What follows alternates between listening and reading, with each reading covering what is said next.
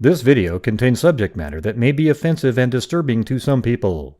If you are the type to require a warning throughout a video or show, let this message serve as your warning. This channel discusses the harsh reality of true crime. If this warning is not sufficient for you, consider a different genre and unsubscribe from my channel immediately.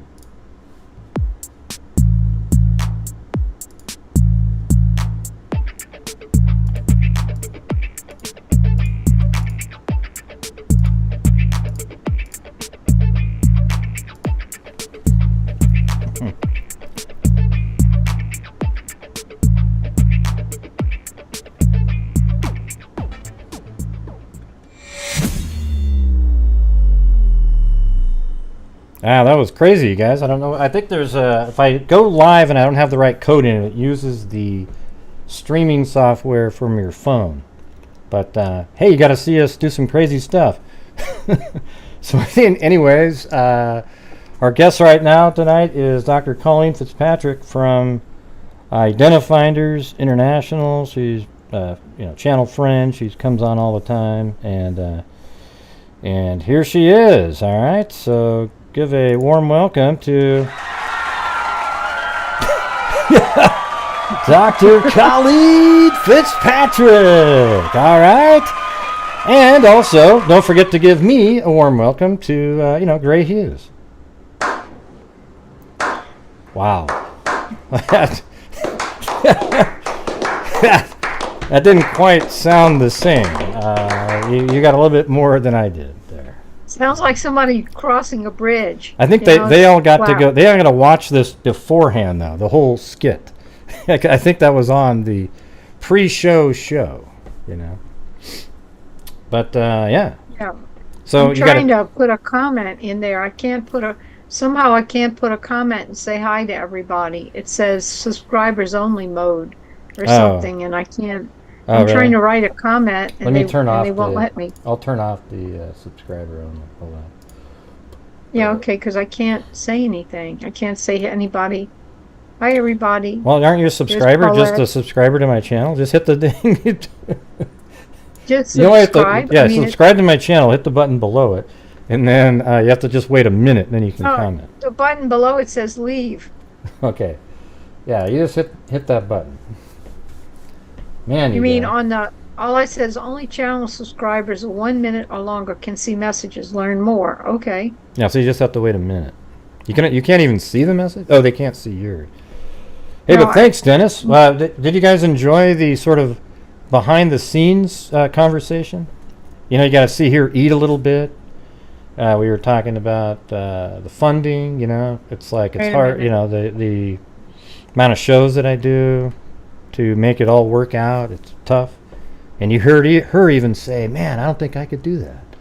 Oh yeah, and then she was talking about she loves to yeah, I'm trying to get the right link here to subscribe so I can say something, but every time I do that, yeah, it's only going to be a minute. I have it set up that way because you avoid trolls a little bit because they don't want to even wait the minute half the time. Look, I'm not sure what to do here. Does it say you can't comment yet? Look, I'm sorry. I don't know what to do, and I don't know how to get into the subscribe mode so I can answer people. Oh, okay. I'll just turn it off then for the show. Whatever happens. I mean, it just says subscribe mode only. And But below my video, you can hit the when you subscribe to a YouTube channel. Just there's a little button. No, I don't, because I don't subscribe to YouTube channels. I don't have time. Here, I'll show you. Here, watch. So, you can see on my screen. See the screen? See this? Well, hold on. Let me show you this right here. See on this screen right here? This is just somebody else's channel. Right down here, this red button. You just hit. But I'm not on that. I'm on that. Oh, that's right. You got rid of that one. You'd have to open up that link again that I gave you. Oh, see, that's what I'm trying to do. Okay, bear with me.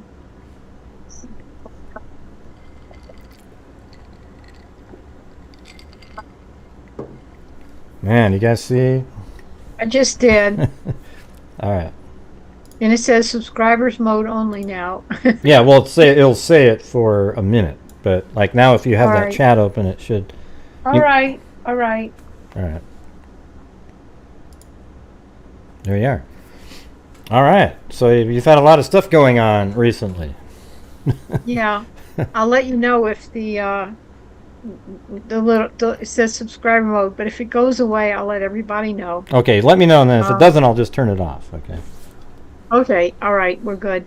Okay. And yeah, I want to say hi to everybody. It's been, a few weeks. I've been traveling. I've been real busy and, talking to people. I turned it off. And yeah, here we are. I I turned it think you off. turned it off. Yeah, I just forget it. Hi, I everybody. found it. Okay, there we go.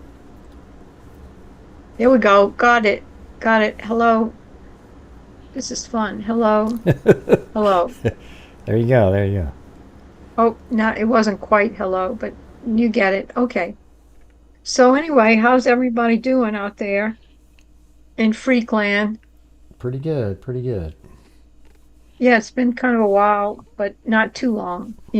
I'm still wrecking same look the same. It hasn't been too long. So, um, anyway, what's going on in Freakland?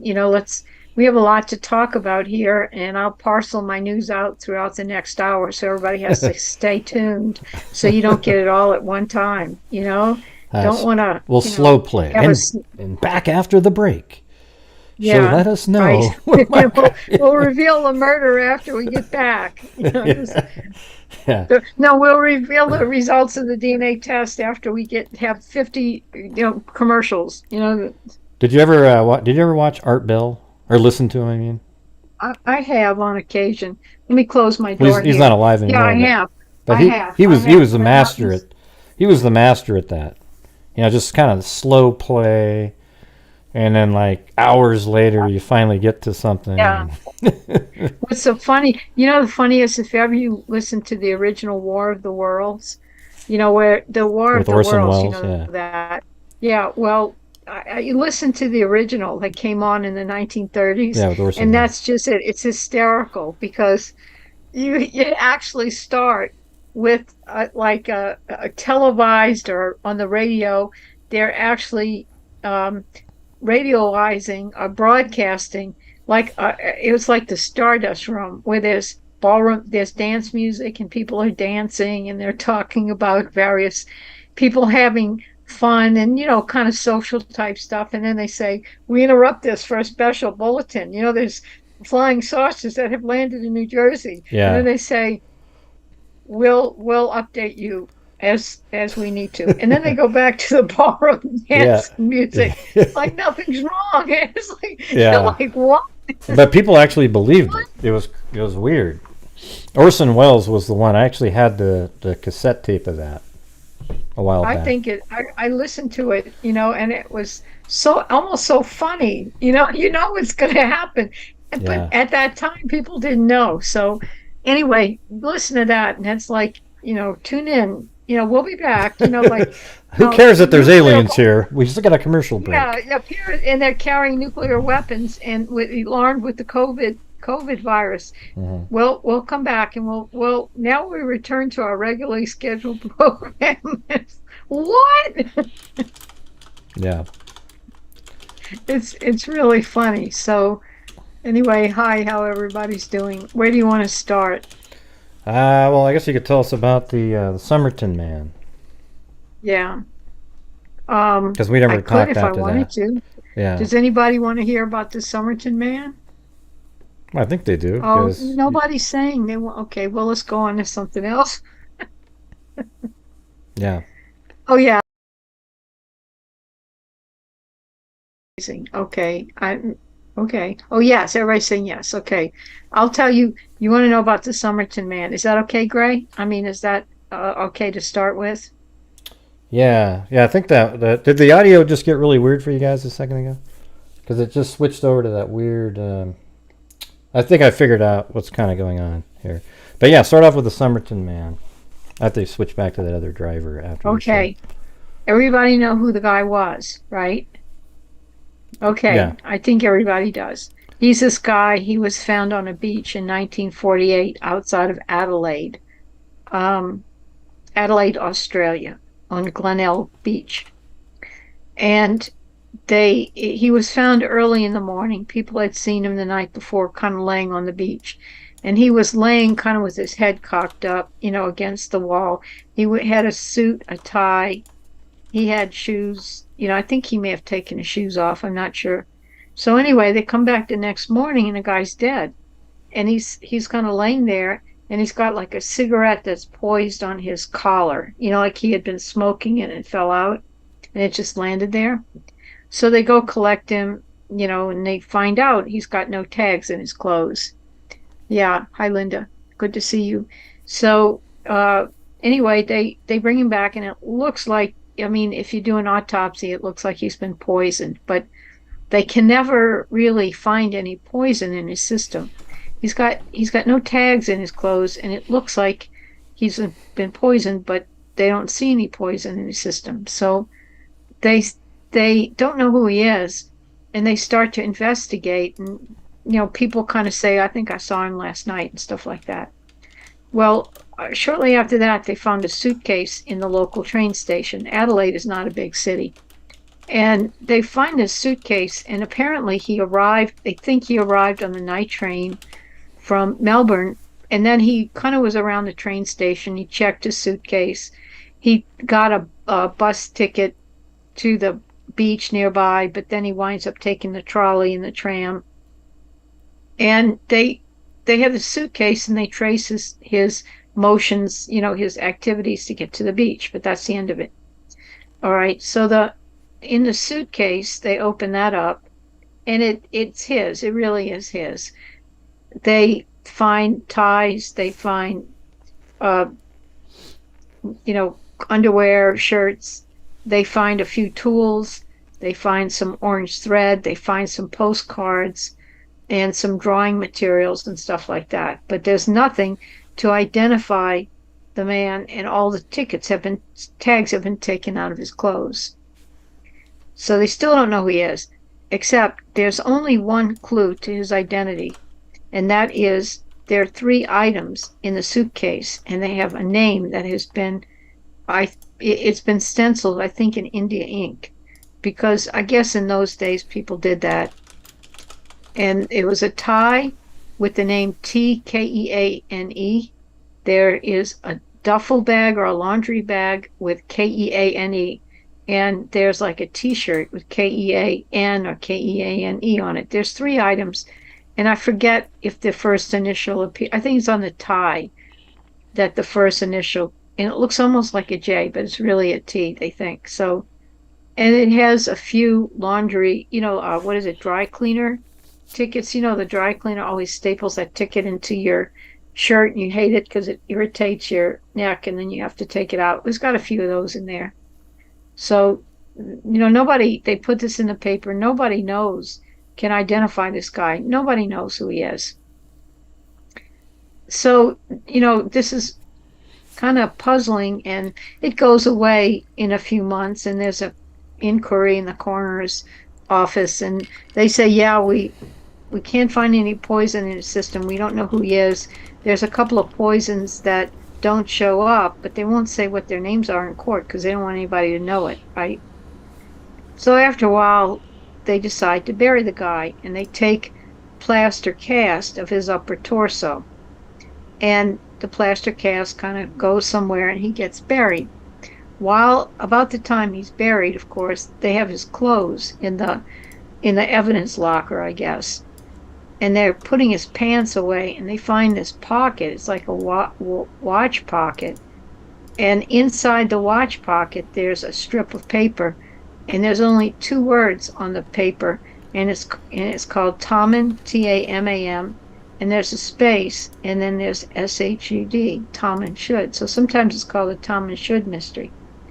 Nobody knows what this means especially. But of course it goes in the paper. And it turns out there's a journalist in the area that knows what that means. And it's the last 2 words of the Rubaiyat by Omar Khayyam. It's been torn out of a book. The Rubaiyat is like a poem about the transience of life and love and stuff. If ever you heard a loaf of bread, a jug of wine, and thou, that comes from that. So they have lots of familiar sayings from the Rubaiyat. So Now this guy, they don't know who he is. No tickets in the clothes, no tags. T keen on a couple of items. Nothing to identify him otherwise. They look all over the world for T keens and nothing works. And they look, occasionally they find somebody that looks like him, and other people have been killed in the area or died. Nothing works. All right, so they're getting ready to put everything away, and they find this piece of paper with the rubaiyat on it, the last two words. So okay, it goes in the paper again. Everybody's kind of all on uproar about it. And about that time, a couple of guys come to the police station. Now, not all of this is well documented, so they don't know who this was anymore. A couple of guys come to the police station with a copy of the rubaiyat, and they say, we were parked near the beach that night, and we went to get the car the next morning, and we found a copy of the rubaiyat on the back seat. And they opened and one guy thought it belonged to the other guy. They thought it belonged to each other. So they put it in the glove compartment. They didn't pay a lot of attention to it until they read the story about the Tom and Should. And when they opened the back of the book, guess what? There are two. What's all that about? That was Halloween. That was Halloween screen. I had to switch something over to get the comments on the screen. Sorry. Oh, okay. But yeah, all you got to see Halloween. There was a zombie walking by. That wasn't your imagination, okay? Okay. All right. Went in here. Okay. So anyway so they got the rubaiyat with they found the book, and it had the two words ripped out the back. So okay, now there's absolutely no progress except the mystery gets worse and worse. So now they have the dead guy, the book, the little words that have been ripped out, and then there's a phone number in the back of the book. And the phone number belongs to a nurse that lives a few hundred yards from the beach. They go to talk to the nurse, and she says the name wasn't published until recently, but her name was Jo Thompson, and she says she's married and she's a nurse, and she happens to have an 18-month-old son. And there's many accounts of what happened from there. She says that she did give a copy of the rubaiyat to a friend of hers, and of course everybody really thinks, okay, let's find out who the friend is.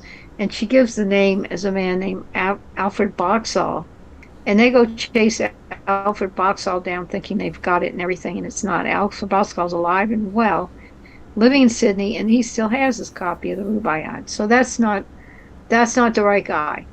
And by all accounts, she goes to the police station to try and identify the plaster cast, and she is startled, and apparently she doesn't really. It looks like she might know who the guy is, but they can't prove it because she says she doesn't know him. So the case kind of drifts away from there, and the poor guy, they bury him, they don't know who he is. All right. So Derek Abbott took this up about 10 years ago. He's a professor at Adelaide University in Adelaide, and he starts studying the whole thing from modern forensic science. And he starts discovering that some of the stuff in that suitcase is really interesting. One of the things is the ties. The man had 5 ties to get all together. And you don't know this, but you're going to find out something really interesting. The ties in the U.S. go one direction on the stripes, and ties from the U.K. go in the other direction. So half the ties are American and half the ties are UK. And then he finds like juicy fruit chewing gum that was in the suitcase, and that's American, and a few other things. So it becomes interesting that maybe the guy was in the United States, so he's American. And there's even, like, I think a letter from J. Edgar Hoover we found that said, hey, I don't know who the guy is either. They send all the information to the FBI, and they don't know.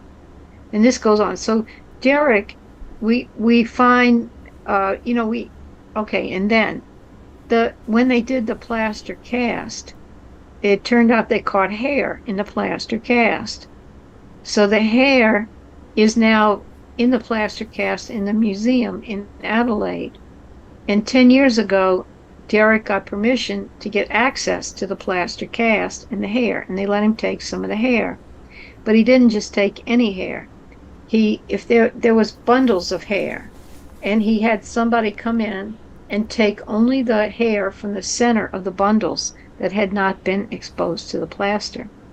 So he's been having that hair for a while, and he had some test on it to get the mitochondrial DNA, that's the mom's DNA, and that's pretty easy to do. But they found out the mom's Caucasian European, so okay, that doesn't help too much. Meanwhile, there's all kind of rumors that the guy's a spy. I always thought he looked kind of like Russian. Didn't he sort of look Russian? I mean, he definitely looks like, he kind of looks like Putin's cousin or something. I mean, it's pretty weird. Yeah, I mean, he could be Russian, he Slavic. could be Eastern Europe. Yeah, he could be a lot of, he doesn't look Irish to me, let's put it that way. Or he doesn't look Middle Eastern. He looks generic enough, but, a little bit off, maybe. Mm-hmm. And anyway, so that doesn't help. Derek gets some isotope analysis done on the hair. It goes on, nothing happens. And then in the meantime, remember the 18-month-old boy? He grows up, and the rumor is that might be Somerton man's son. So the Somerton man was missing his lateral incisors. And it's a genetic condition, it's very common, but he's missing like your front teeth, the two teeth on either side. He's just missing them. A lot of people miss teeth. A lot of people have extra teeth. And it turns out that 18-month-old boy that grows up is missing his lateral incisors. And the Somerton man is in good shape. He's got very well-shaped calves. He looks like he's athletic. And the little boy grows up to be a world-class ballet dancer. His name is Robin, and he dances for the Australian Royal Ballet. And also the Somerton man has kind of a weird ear shape, and the little boy has the same thing. Haha. So they think that this is his son. So Derek goes around and he interviews everybody that's still alive. It's about 10 years ago. And Robin just died the year before. Robin's mother, the nurse, has also died. Robin died in 2009. The nurse died in 2010. So when Derek goes around, those people are gone. And then Robin's daughter, however, is around, and he meets Robin's daughter. This would be Somerton man's, theoretically, granddaughter. And they fall in love, and he gets married. So he marries the Somerton man's granddaughter, so to speak. And he manages, using the granddaughter's DNA, to force out Robin's DNA, because that's her father, right? And Robin seems to have elements of America. He's got Native American in his DNA, whatever. So again, is a Somerton man American? So anyway, I'm going to get to the chase here. Derek came to me last fall, and he said, how about if we try and analyze the rootless hair from the Somerton man's death mask? And we sent it to the lab. We got DNA from the hair, and we did forensic genetic genealogy on it for the last few months. And the really cool part is that, and I know about Peter Bergman. Don't worry. I know about Peter Bergman. And he wasn't Peter Bergman, by the way. Peter Bergman's somebody else, but it was not the Somerton man. They're not related either. When we did this, it's, this is really cool. We opened the matches. We looked at the matches, and this is an American thumb. We do this, the speakers. When you look at us, they do that. Speakers did that weird thing. I think you're okay. Hold on one second. Okay, go ahead. Okay, when you do this in other countries, you don't necessarily get good matches because this is an American phenomenon, and those databases are populated with American genealogists. So if I'm dragging this out, let me know. No. We came up with the top match being a young man named Jack. Jack was living in Melbourne, Australia. Jack doesn't know who his father was, so that's why he took the test. And as we analyzed it, Somerton man is his relative through his father. I had to solve Jack's adoption first. I had to find his father. He was raised by his mother. So I had to solve that first. And when I did, I found out Jack was the great-great-grandson of Thomas Keene, if you refer back to the earlier part of the story. So I thought, oh my God, we found Thomas Keene. This is it. However, Thomas Keene already had a date of death, and we found the notices of his funeral in the old papers, and he can't be Thomas Keene. But, that's not a coincidence. So he's got to be somebody like Thomas Keene or related to Thomas Keene. So we built the family tree out, Jack's family tree. We just looked around the Keene area, keenly around the Keene area. Wait, hold on. That deserves this. I had to get your drum rolling there. Yeah. You look keenly around for... I know. I'm really dragging it out. No, I gave you that for your joke. See, right there. Okay, go ahead. Now, you see, I'm not technically endowed to be able to do things like that. I think it's like a click you make somewhere, but I don't know. No, everybody's engaged with your story. It's a good story all the way through. Go ahead. Okay, I think people are still with me. So Jack is now the great-great-grandson of Thomas Keene, referring to the names of the duffel bag and the tie and the T-shirt. So now I'm kind of smelling the end here, and we look in the whole family tree, and we find out that Thomas Keene's brother-in-law, Thomas, is married to Frida Webb, and we find out that Frida's brother is Carl Webb, and he doesn't have a date of death anywhere. And we research, and we cannot find any indication of when Carl died. And that's the only one in this huge tree. There was another guy who didn't have a date of death, but he was kind of really somewhere out there in the branches. He didn't really have, anything really to say for himself. But Carl was Thomas's brother-in-law. So we think we have it, but we only have the connection through the Webbs. And this guy, his father would have been from Germany. So there, could be the kind of dark, kind of, Caucasian European type. Right. Mm-hmm. All right. So everybody got that, I think. And we got that pretty much quickly within a couple of weeks, a month. And then we had to find a connection to the mother's side, because if you got connections to mom and dad, then you have, that's it. You have their kids. One of their kids is who you're looking for. And we spent probably the last 2 months, 3 months, trying to find a relative on mom's side, because, this guy died in the 40s. He was buried in 1905. He was born in 1905. So really, along the way, a lot of people died. Nobody really was around who knew Carl. So we had to find some remote relatives, and that took time. Then we got their DNA tested, and that took time. And it was not until a couple of weeks ago that we got the confirmation that we found a relative on mom's side. That's when we made the announcement that it was Carl, because he had two brothers, but we already knew what happened to the brothers. We just didn't know what happened. So it's like 100%, really. I mean, the odds of it not being are like 1 in a billion or something. Right. It would have to be that this couple had another child we don't know about. Mm-hmm. Yeah, Carl and his wife didn't have any kids, so you can't just milk that. But what about all the other stuff, though? Awake? I mean, I get that you identified him and everything like that, but does it really explain all the weird crap in there, like the sodium, like this stuff? It might. Really? Did you think his brother's a spy, or his brother was trying to make him be him?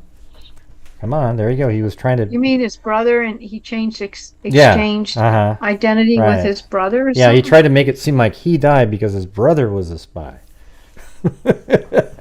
He put the clothing on him, and There's a lot of variations on this theme. You can make up, but I want to say it's kind of weirder in a minute. I'll tell you stuff that probably hasn't been out there. Okay. If you want, I mean, if you don't want to hear it. No, we don't want to hear stuff that hasn't been put out. Okay, forget it. Okay. Yeah, no, that's ahead. All right. Look, y'all don't want to hear that. Okay. I'll just. What's next then? Do we have? Yeah, let's see. Weren't you telling me this? Didn't you have an old joke about a chicken crossing the road? Yeah, no, crossing a fence and destroying my yard. Yeah. Yeah. Why did the baby cross the road? Do you know that? I don't. Because it was tied to a chicken. Oh, wow. That's okay. All right, so let's get to this other let's get to the other stuff that gets weird, because it is weird. There's a lot of weird stuff. Even okay, here's this guy, but there's this crazy crap, with the codes and the book and everything. Oh yeah, they never. By the way, Misty's been on the show. Yeah. A couple of years ago, she did an adoption search on Robin. We had his DNA because of his daughter and everything. And she found out that he's not the Somerton man's son. The DNA didn't work. He's actually the son of Joe Thompson's husband. So anticlimactic. The teeth were a coincidence. The ears were a coincidence. Sorry. Yeah, that wasn't, yeah. Yeah. But what's the stuff that's more interesting that we were... Oh, you really want to know that then? Okay, I didn't think you wanted to know that. Yeah. Okay, I'm gonna keep getting back to this is the weird... I'll tell you the weird part. You ready for the weird part? Yeah. Carl Charles Webb was married to a woman named Dorothy Robertson. And they had a pretty bad marriage. And Dorothy, the Somerton man, was found in late 48. Now, okay, another event in 52 is that Dorothy divorces him. Okay, there's divorce papers.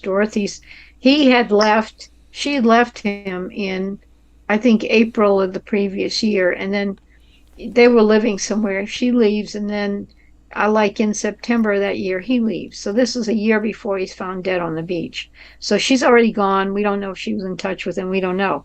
But about 51 and 52, she files a divorce decree saying he deserted her, and she wants to divorce. And she puts ads in the paper, Carl Webb, if you don't come to the court on such and so a date, I'm going to divorce you, and there's going to be a lot of penalties, and you're going to have to pay for all this.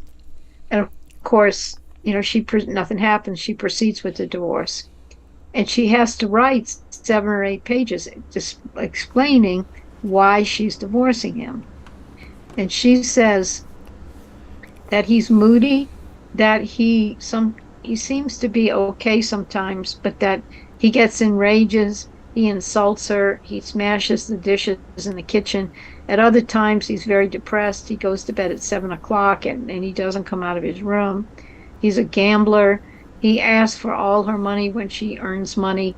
His mother's very sick. She takes care of his mother, and she's also working, and he doesn't help, and that adds to the stress. And then significantly, he writes poetry, and he writes poetry about dying. And he writes poetry, and he says that the best thing for him is he wishes he was dead. That would be the ultimate for him, to be dead. One day, Dorothy comes home, and the house smells like ether. And she finds him in bed soaking wet, and she gets him up, and he admits to her that he took 50 tablets of phenobarbital. Wow. And she gets him out of bed. She wakes him up. And he says that if she saves him and he gets better, he's going to kill her. And then, so she finally leaves. There's a lot of domestic abuse. The police get called and stuff. And finally she leaves. They married like in 1941 or 2. She leaves in early 47, mid 47, and he leaves shortly after that. And then he winds up on the beach dead. Okay, the interesting part. You see, Carl is that kind of guy who's writing poems about death. He's taking phenobarbital. Get that. There's one thing about the divorce decree which is never explained. It's just said, how Dorothy has to introduce herself. Hi, I'm Dorothy Webb, and I lived at, and I was married to Carl. I'm married to Carl. I'm requesting a divorce. She says, guess what she does for a living? You'll never guess. A nurse? I'll type it in. Okay. No. No, Escort. type it in the. Okay. I'll type it in the chat. Oh, pharmacist. Okay. You think about that. Oh well, he died of. And he died of drugs. What? And he died of. Yeah, and he died. He took those pills, but he also. How do we know that he tried to actually kill himself that other time? And then maybe, he killed himself on the beach, though, but the 50 he took, maybe she gave it to him. Or maybe she just left it laying around, hoping he'd take it. Although it would have been kind of obvious. Like, he would have said, I didn't take these, so. When he lived. You don't know. I don't know. If you needed a prescription for phenobarbital. So she kind of encouraged him. Maybe, hey, look. Yeah, here's some. You just leave him around all over the place. He's already struggling mentally. So. Yeah. But then, so we don't know. But your guys are also thinking it's interesting that like she lived in that town, like Somerton, and he lived somewhere else when he died there. Like he was coming back to try to find her or something. Well, he was in Adelaide, and Adelaide is a little bit, if I'm right, a little bit west of Melbourne. So he took the night train from Melbourne. He wound up in Adelaide for the day. He was maybe going to catch another train. But when this divorce decree is filed, she's living in South Australia. That's the state where Adelaide's located in. Mm-hmm. And she says she lives in a town called Butte, B-U-T-E, Butte. And if you look at where it is, it's out in the middle of nowhere. It's on the way to Perth on the west coast. You can show where that is. She lives in like a patch of dirt. It's a train stop on the way to Perth. So it's possible that he was trying to find her in South Australia. He came to Adelaide maybe on the way. Yes, thank you, Gray. Maybe we could talk about this. We can actually talk about this. Phenobarbital's a downer. It's a downer. Arsenic stays in your system. You need chronic.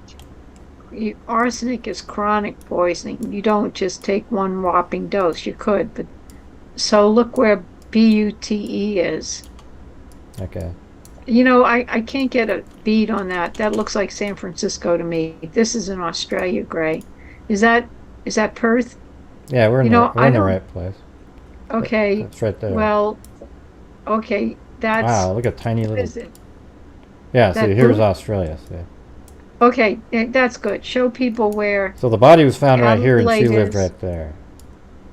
B-U-T-E. Adelaide, he was found right on the beach there. No, I think B-U-T-E is on the way to Perth. That's right here. Where's Perth? Okay, is that Perth? Okay. It's sort of like on the way. I thought Perth was on the west coast. Let me just, hold on, let me type it in. No, wait, you got the wrong Perth. No, Perth is way over here. You're Perthan. Yeah, you got the wrong Perthan. Okay, but Butte is really close to where the body was found. It's right over here. Really? No, Butte is somewhere. B-U-T-E? Yeah, watch. See, look at the. This is where the body was found, right here in Adelaide. Yeah. And then if I go like that, see how it puts the red pin just right there? So okay, I thought it was much further along on the way 80 miles about. Okay, wait a minute. Are you looking at Google? I'm using Google Earth. But that's Butte right there. Okay, hold on. I'm going to just check this out because I got a different one. I think there were like maybe two, but okay. Yeah, there's just a B-U-T-E. No, Gray. Wait a minute. Maybe you're right. Hold it. Oh, I see. Yeah, I thought it was a lot further away than that. Yeah. It's like this out in the middle of nowhere place. Yeah, a train stop on the way to Perth. Mm-hmm. I thought it was much further. But anyway, she's living there, and we have an idea he may have been trying to find her. Like, she's living in South Australia, and he may have been on a way to see her. But we've researched Butte, and we can't find her. She's not there. She's not in any historical records. Okay. And then, yeah, Melbourne's down here. So he was all the way over to here, and she lived right there. So people speculated in some of the articles like he was trying to, go sort of where she was. Maybe he wanted to see her one last time and sort of spied on her. But it's just so Yeah, such a. maybe he's trying to get back together. So you already knew about Boot No, I just or remember Butte? about the wife. That was in one of the articles that ex-wife lived sort of nearer where he was found than where he lived. Yeah, right. If he took the night train, that's really a night train. That's 8 hours. I mean, that's the night. So Yeah. we don't know, and my name isn't Megan anyway, so sorry about that. So let's see. But I mean, Somebody's telling me I'm it's still awesome. interesting that he didn't have any ID or anything. Like he just sort of, Yeah. you know. And we think that he could have been staying like after Dorothy left and he left, that he may have gone to live with his in-laws, Thomas Keene and the wife, just briefly, and they couldn't stand him or something, I don't know. Yeah. But some of the clothes got mixed up and he carried them Mm-hmm. with him in the train or whatever. So All right. I didn't know you knew about Dorothy. Dorothy is the mystery now. What happened to Dorothy? And did she have like 10 husbands that she poisoned, Yeah, or was she a Black Widow? Who knows, man. yeah, we don't know. We don't know. So, oh, it says it's a 12-hour ride still from Melbourne to Adelaide by train. Yeah. And so I don't know. I thought it was, well, it could be if you stop. I don't know if it's a long train ride. Where I'll are you getting look that up. Megan? When you said Megan, where'd that come from? Because underneath my picture is Oh, somebody named Megan. oh yeah, because I just had to use one of our old. This is the wrong one. It's this one. That's just the one where I just used for a generic guest. I wasn't I even looking think at the I screen. I hit think the wrong. he's drinking everybody. I know it. But hey, You but should have seen him. oh yeah, I was just doing straight shots with Yeah, you lemon should and have seen him salt. before we started recording. It was Yeah, pretty bad. I mean just prior to going live for the first 10 minutes. Hey, and there's LM, everybody. She gave me the. She's the one who sent the chicken breast with bread on it and the Gatorade. Okay, everybody. She's the one. Except the guy that he just dumped it at my doorstep with no receipt. It was nothing. So it's kind of freaky. All right. So, but there's a whole bunch of stuff though. Does anybody can they explain some of the weirdness there with the No, cipher and all that? nobody. Yeah. No, I don't.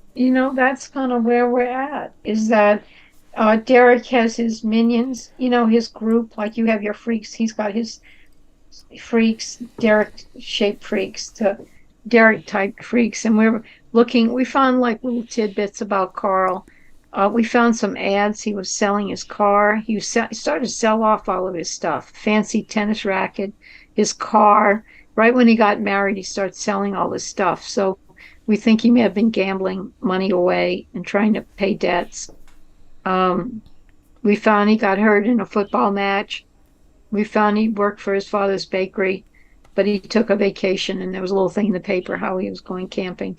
But we don't know much about either one, and we can't find Dorothy. We don't know what happened.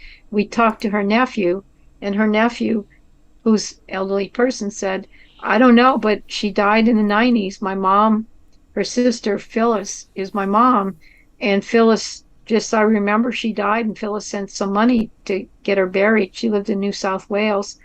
I don't know what she was. I don't know if she got married. I don't know. And then Hmm. Phyllis died, 2004 or something like that. Hmm. But he was using like hand-me-down clothes from his brother or something. It looks like it. It looks like he just picked up, clothes around the house, or the ties got mixed Yeah. up or But why would his something. brother have that thing sewed inside the lining or See, whatever? I don't know. What do you mean? The Well, wasn't thing there some floating? kind of like a note, I can't remember exactly, but like inside the jacket, that cipher or some sort of a message? Oh, that though it depends on what you're talking about. He had the Tom and Should thing in his pocket. That was his pants. his own pants. And then in the back of the book, there was a code that has never been broken. Yeah. Okay. It could have been a list of horses to rate. We don't know what it is. We just can't. We can't figure it out. But anyway, that's pretty amazing. Derek won awards for not being able to crack the code, if that helps. Well, anyway, it's pretty amazing. You actually identified that person after all these years.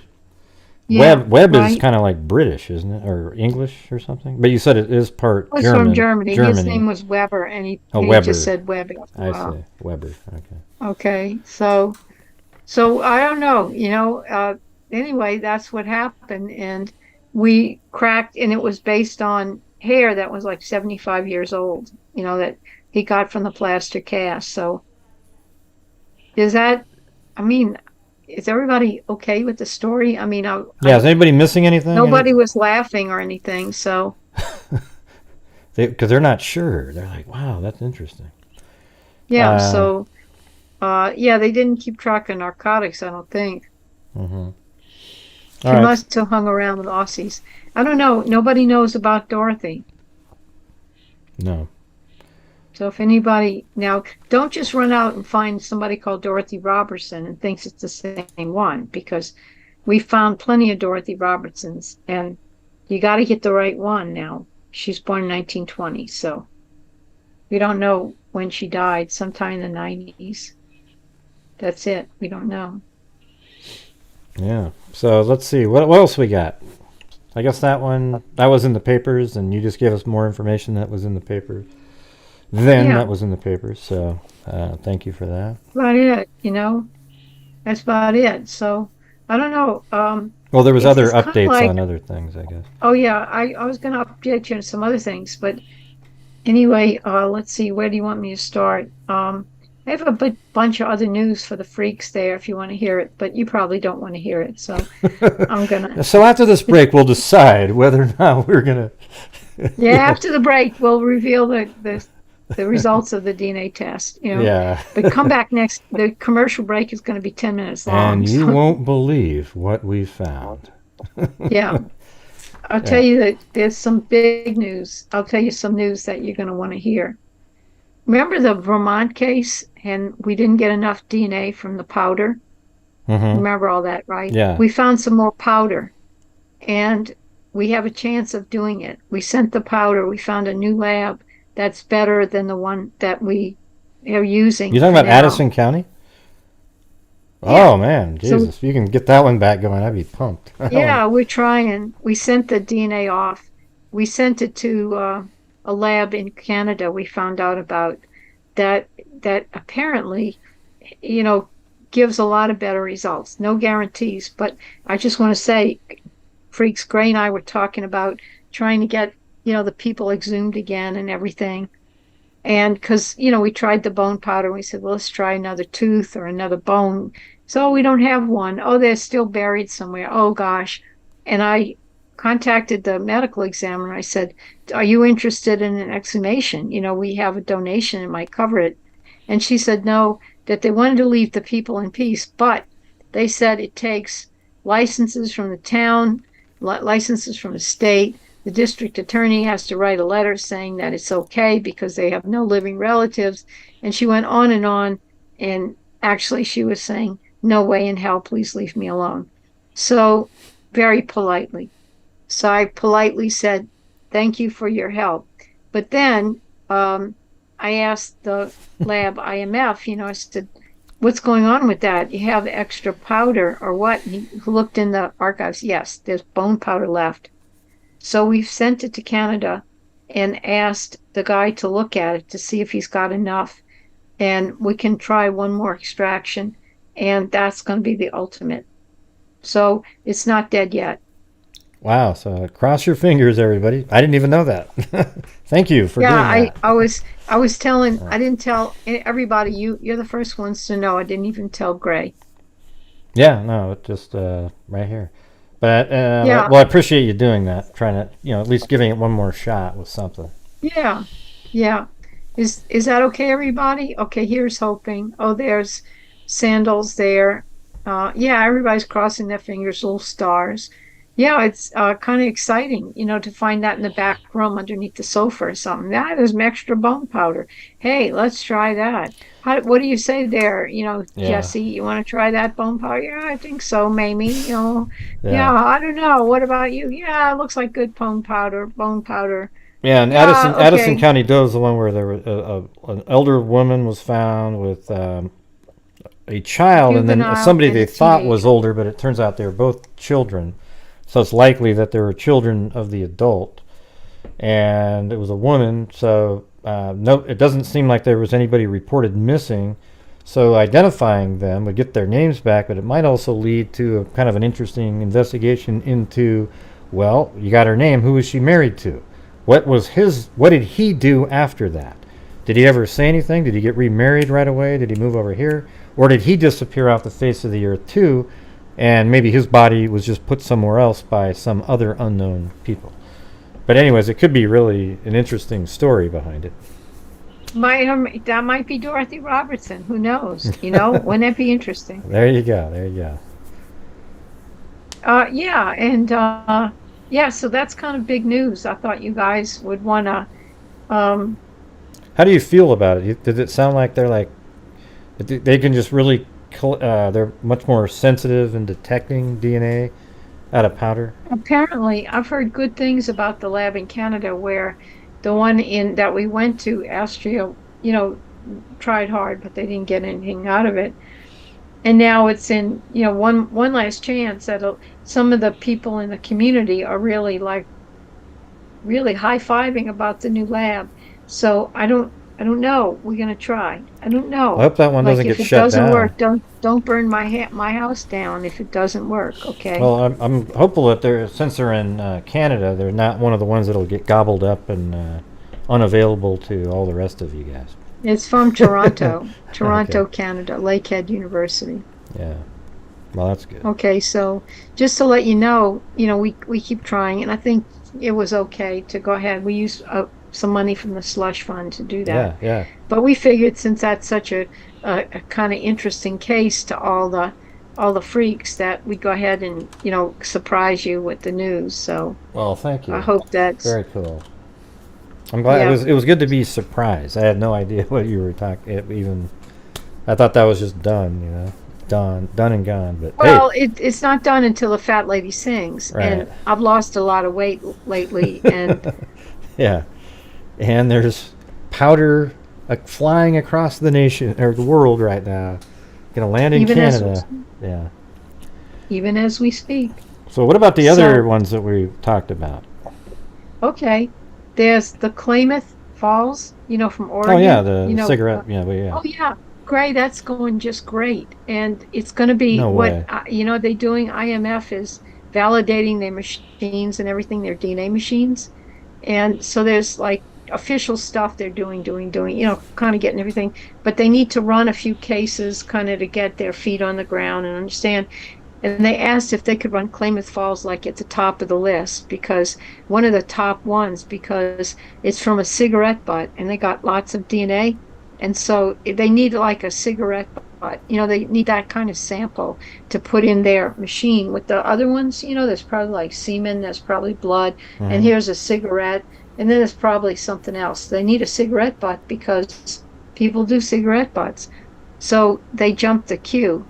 They have a Wow. lot of backlog and they said, "Do you want to do this first?" I said, "Gee, I guess so. Let me think about it for a microsecond." Okay. And All right. so to give you a report, that's going to be done by the end of the month. And Oh man. it's going to be sequenced by the end of the month. We have some bioinformatics to throw in there, but it's going to be sequenced. And then we have, as we're taking an intern, who's going to, there's a lot of people studying with the University of New Haven, and we have a few interns. So we're going to have an intern. She's a detective at Seminole County Sheriff's Department who's she's got an intern, so she's going to pitch in on that with Linda Doyle. Wow. So we're going to call in the reinforcements, in other words. That's awesome.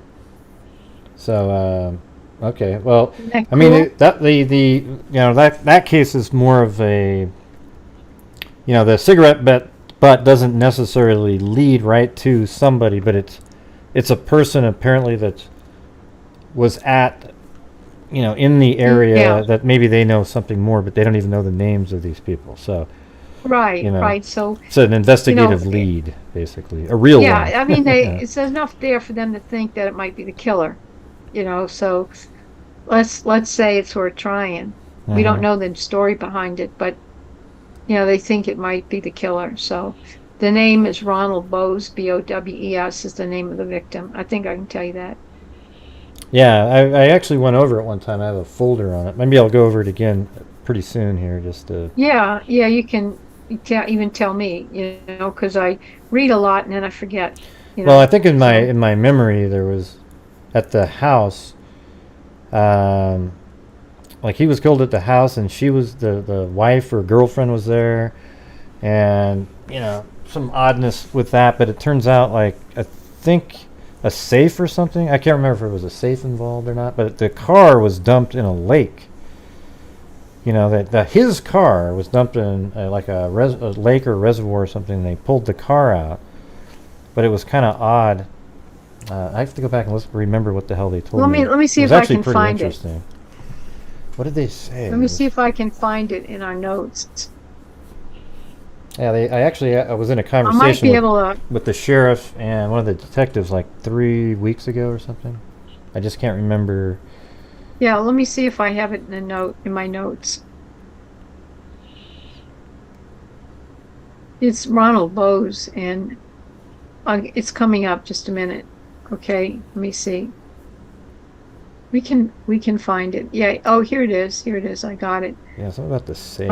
It says homicide.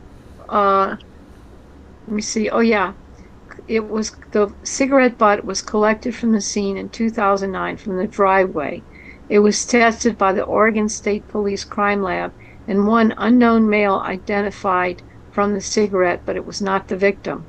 DNA profile sample of unknown male was entered into CODIS. There's no other information available about that. The Oregon State Police Labs were not paying attention how the degradation in 2009. So they found the cigarette butt in the driveway.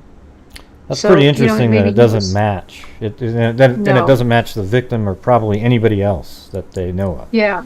So that's why it's kind of suspicious. And then they found the car in the water, but I know there was something about like they took his safe and used his car to transport it and then dumped his car in a reservoir, something like that. That's just kind of what's in my mind. I don't know if there was a safe. I don't remember. I don't remember. It was a while ago, that call.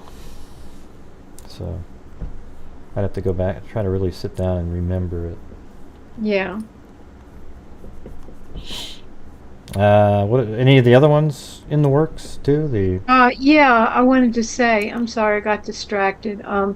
Let's see. The Vermont. We have several. We have the Vermont, the bone powder on the way. Altoona Lake. Yeah, the guy Altoona with one. Yeah. Yeah. Guys, you remember that one? Well, that's the crazy one where the guy was found he was weighted down with like weights, but he had fins on, and then he was tied up with his hands or something, and he was floating in the water when they found him, but he had a gunshot wound to his head, but he was weighted down, but it was always weird that he had the fins. Yeah. Like, why the hell would he have that's fins? the Wait just a minute. I'm putting out a fire. Okay, I'm out. That's okay. Yeah, you just do what you got to do there. Wait a minute. Okay, I'm sorry, freaks. I'm putting out a fire. Yeah, you don't have to apologize. Just do it. I'm a human being. This is. Let's see. No. We solved another case, and. Well, I thought maybe he was swimming in the water, and he weighted himself down intentionally with a gun, and then shot himself in the head so that he would sink to the bottom. And that's why he had the flippers on. But when you read the description, it sounds like he was bound, so I don't know. That doesn't even make sense. The whole fins doesn't really make sense at all unless you can show me that his hands were free. If his hands weren't free, then he didn't shoot himself, and none of that makes sense, so.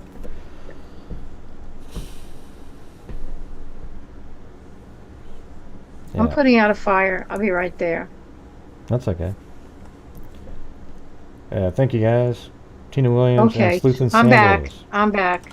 So, put the glasses back on much more. Yeah, so that must be, let's look again, see if I can find that, about the Altona Lake guy. I think I'm going to send the entire rest of the month back into the fund, because it sounds like we've got like 1, 2, we might have a fourth one too, because remember the lady in the suitcase? Well, yeah, now let me tell you, the lady in the suitcase, that's another one. I'm working on that. You see, we got things in different stages of development, because we have what do we have? Klamath is right on the verge of being done. Then the Vermont bone powder is being sent off, and also the Altona, they sent 2 teeth to the place in Canada. They're sending them on Monday, so the powder should go a little bit quicker than the teeth because it's already powder. And then we have the lady in the suitcase, like in reserve. I've been bugging the sheriff, and they've been in court, in the police department, and the 2 detectives have been in court a lot. So they said that keep asking them, and they're freeing themselves up. So can be quite a nag. So I bet it's pretty amazing, because it shows you, like, I mean, right now it's a good example of what we're the freaks as a channel are doing, in terms of funding some of these cases. And you guys are obviously the ones that do the technical part of it and everything like that, but we do the... Yeah, but we report back to the mothership. The mothership, everybody. But anyways, that's what all of your guys' super chats, PayPals, all that stuff all lead to what we're talking about right now on this show. Okay, we've got two cases are going to be... There's going to be FGG on them. Well, maybe, the one with the powder might be, we'll all pray for that one, the Addison County. But then we've got Altoona. So that one's not that far away either then, right? If the teeth are already been sent. It's going to go to, it's on the way to Canada on Monday. Okay. So I think we've got like 22,000 or so in the... I mean, I'm going to add, I don't know, probably, we'll see. I'll just do every nickel at the end of this month I'm throwing back into that. I think we got down to 10. I think we got to 10K now, because we already paid for Klamath. Oh, you did? That's okay. Done. Okay. So so that's covered. So, these other will take a little bit of time to get through the lab. So we're probably okay right now for one, either, Vermont or Altona. We'll have to see.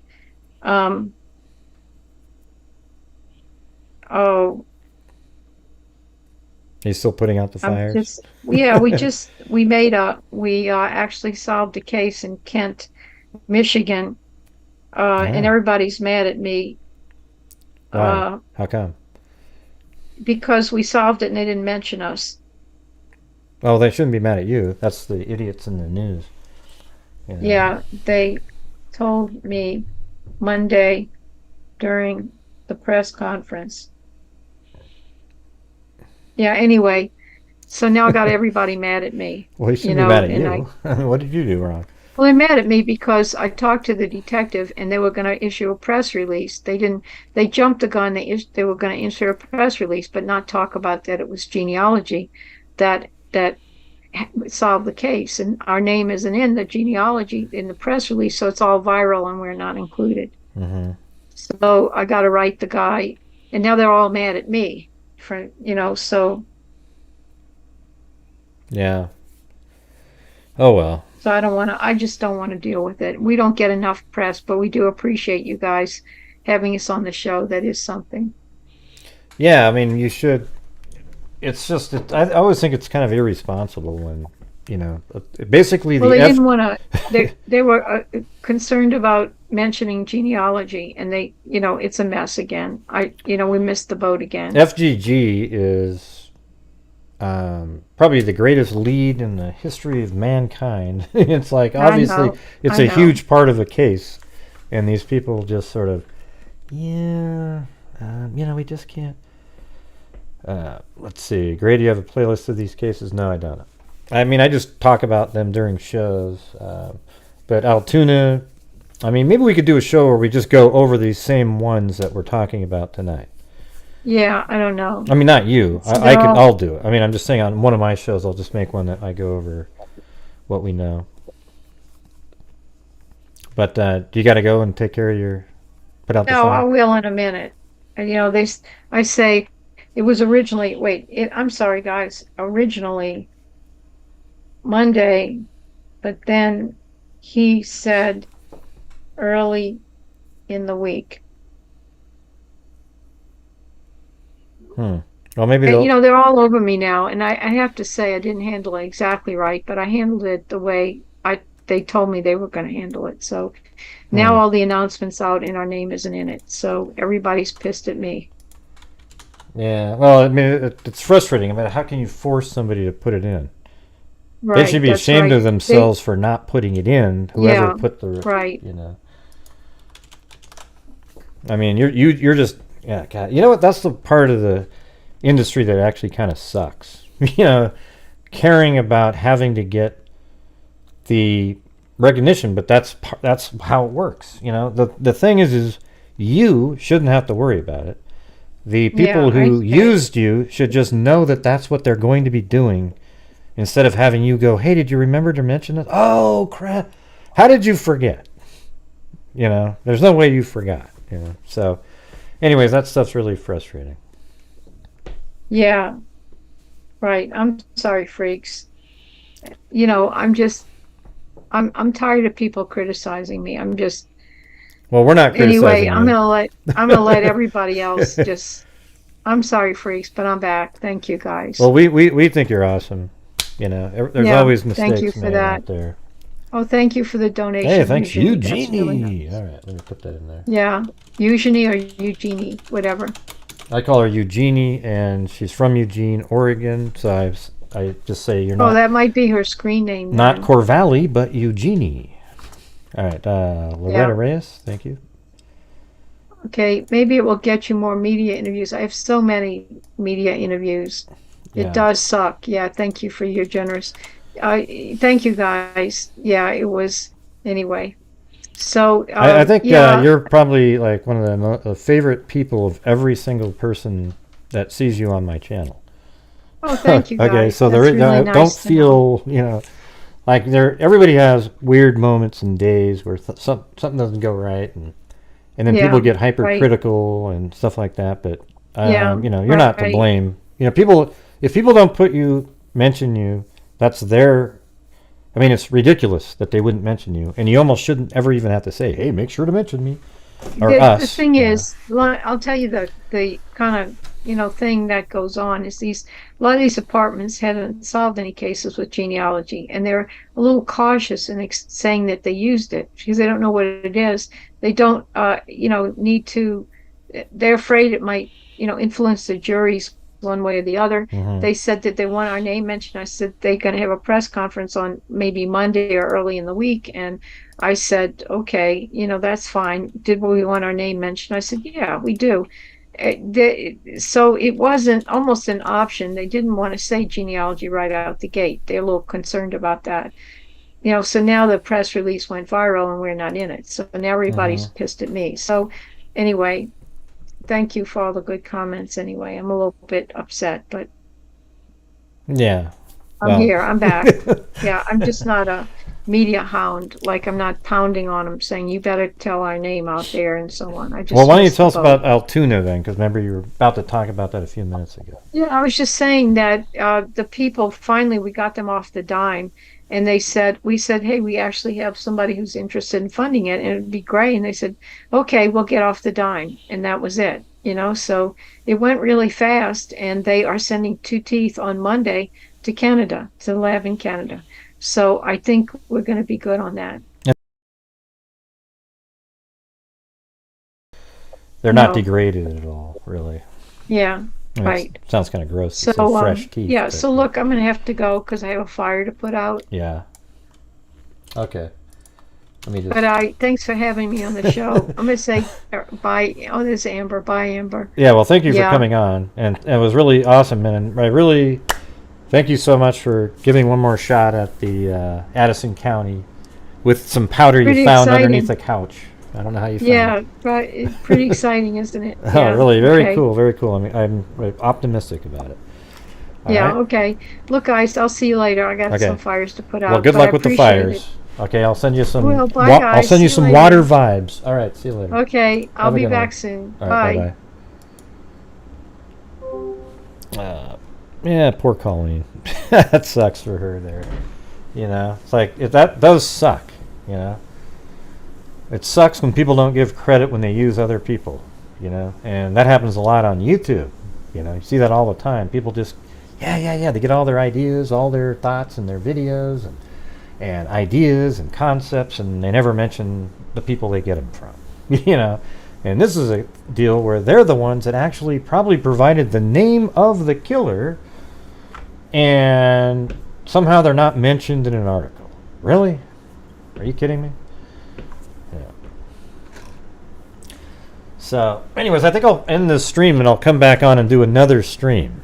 Okay? Would you guys be, interested in coming back on? But first of all, before I leave this stream, since I won't have the names on the other stream.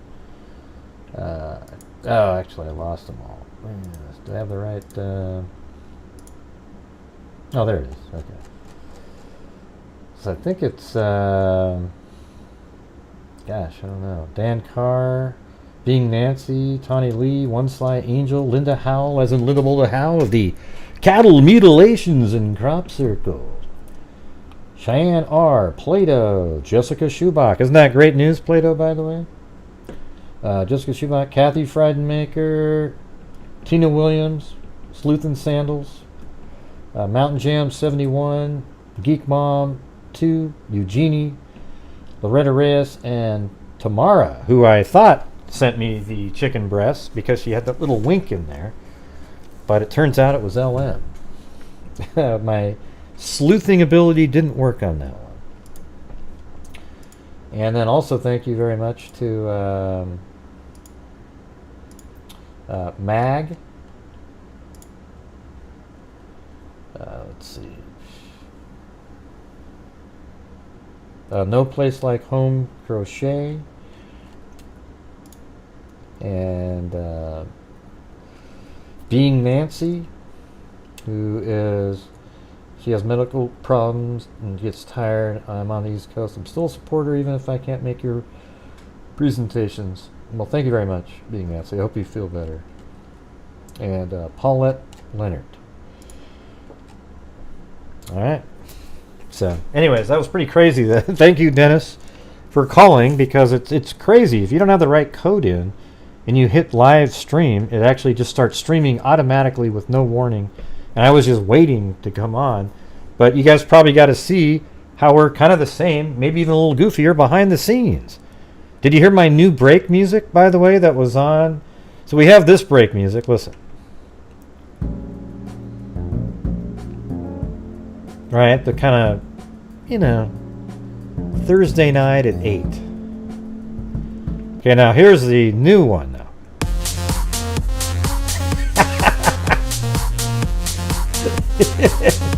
There you go, man. That'll wake you all up.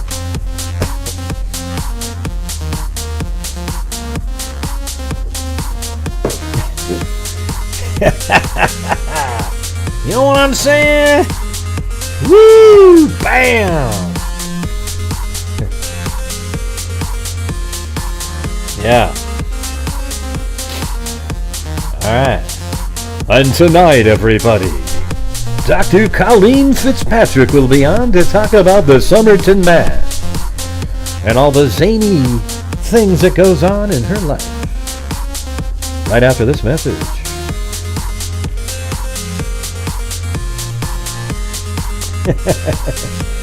Yeah. And then, see the difference? Yeah, big difference there.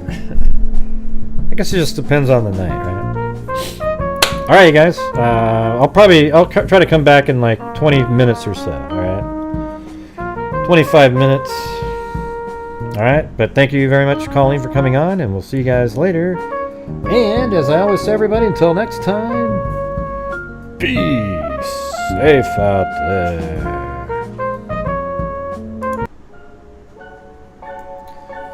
Yeah, I've been doing this true crime thing for quite a while now.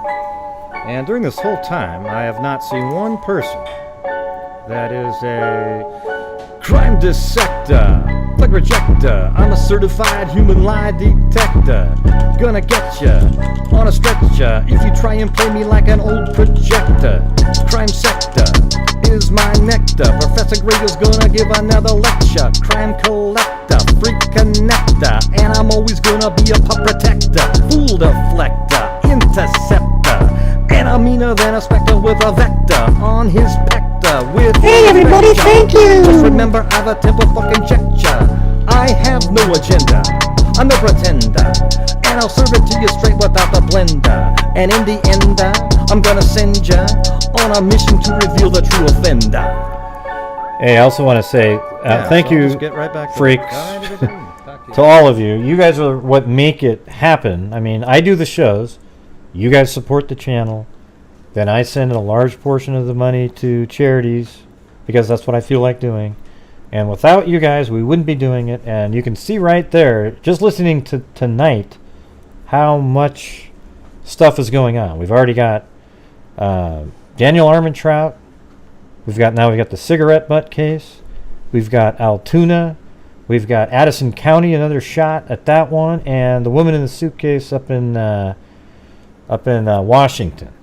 Okay, so I'm gonna start pushing harder to get more money into the fund, because I actually think that in terms of making a difference, that's huge, and you guys are the reason we're able to make a difference. Okay, so thank you very much, and we will see you guys later.